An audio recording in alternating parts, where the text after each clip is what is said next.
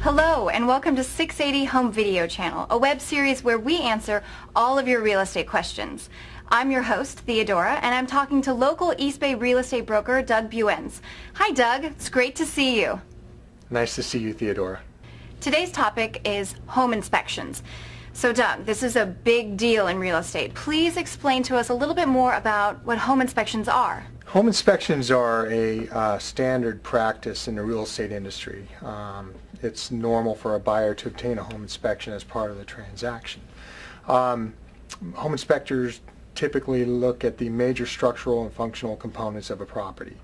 ASHI, or American Society of Home Inspectors, is the main body that certifies and sets the standards for what we know as home inspections today.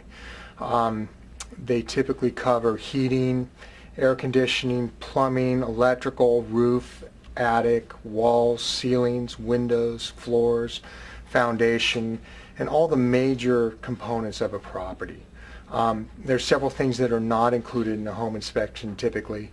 Landscape features such as landscape lighting and sprinklers and irrigation are not included. Spa, pool equipment, and solar equipment usually are outside the realm of a normal home inspection. It's also not really a code compliance inspection. Some people mistakenly believe that home inspectors are looking strictly for code violations, and they're not. They're looking for structural integrity and operational functionality of all the various systems of the house. That does include some code questions, especially electrical and plumbing. So if there's a obvious code violation, it will be in the report, but they don't specifically look for code violations. Another common misperception is that a home inspector inspects for drainage and structural problems. They don't really typically do that. Home inspectors are not engineers typically. They're not drainage consultants or soil engineers, but they do look for clues, and if there is major drainage or structural problems on a property, it doesn't exist in a vacuum. There are clues.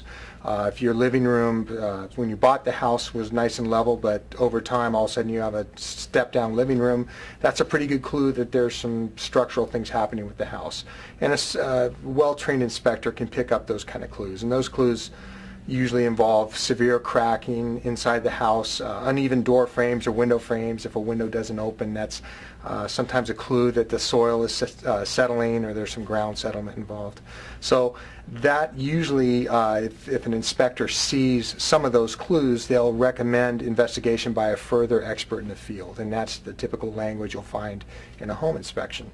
The other question we get quite a bit is, do they inspect for mold? Not specifically. They're not licensed really to evaluate mold and whether it's toxic mold or harmless mildew. They do, however, look for conditions that may lead to that. And if a home inspector sees, for instance, evidence of a water release on a property or prior flooding, it would be normal for them to recommend further investigation by an expert in mold or toxicology, so they can come in and take air samples and see if there's in fact any mold infestation on the property. Another question I get asked quite a bit is, should I get a home inspection on a new home? The answer there is, I think it's a good idea.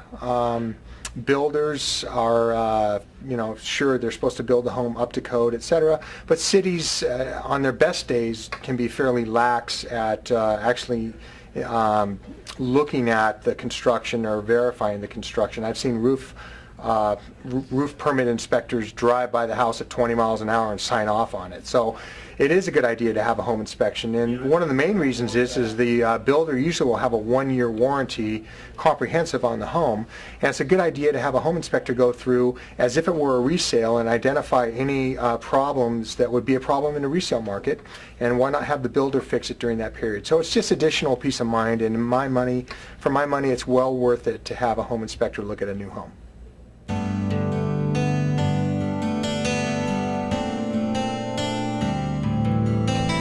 If you have real estate questions or need assistance, I do hope you'll give me a call.